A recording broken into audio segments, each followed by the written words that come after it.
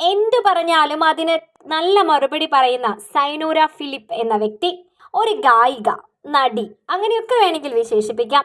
പറ്റുന്ന രീതിയിലൊക്കെ ശ്രദ്ധ നേടിയിട്ടുണ്ട് സൈനോര. എന്നാൽ സൈനോര ഒരു തുറന്ന പുസ്തകമായിരുന്നു. സൈനോരയുടെ ജീവിതം സോഷ്യൽ മീഡിയയ്ക്ക് മുൻപിൽ ഒരു തുറന്ന പുസ്തകം പോലെയാണ് അവർ അവതരിപ്പിച്ചിട്ടുണ്ടായിരുന്നത്.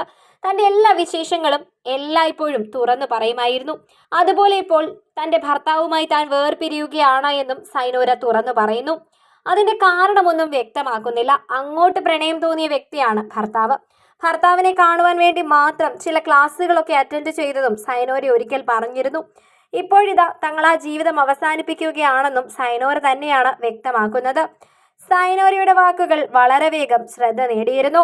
സൈനോര ഇപ്പോൾ പറയുന്ന കാര്യങ്ങൾ എല്ലാവരും ഏറ്റെടുക്കുകയാണ് ചെയ്യുന്നത്. ഞാൻ എന്തുകൊണ്ട് ഈ ബന്ധം ഉപേക്ഷിക്കുന്നു എന്നതിന് മറുപടി കൂടി സൈനോര പറയുന്നുണ്ട്. ഒരുമിച്ച് പോകാൻ പറ്റാത്തത് കൊണ്ടാണ് ഇതിപ്പോൾ വേണ്ടെന്ന് വെക്കുന്നത്. ഇനിയൊരു പ്രണയം ഉണ്ടാവുമോ എന്ന് ചോദിച്ചാൽ എനിക്കിപ്പോൾ അതിന് മറുപടി പറയാൻ സാധിക്കില്ല. കാരണം എൻ്റെ മനസ്സിൽ പലതരത്തിലുള്ള ഭയങ്ങളുണ്ട്. അതുകൊണ്ട് തന്നെ ഇനിയൊരു പ്രണയം എൻ്റെ അരികിലേക്ക് വരുമോ എന്ന് ചോദിച്ചാൽ എനിക്കറിയില്ല. അതുണ്ടാവും എന്ന് അറിയില്ല. എന്നാൽ ഞാൻ എൻ്റെ മകൾക്കൊപ്പം ജീവിക്കുവാനാണ് തീരുമാനിച്ചിരിക്കുന്നത്.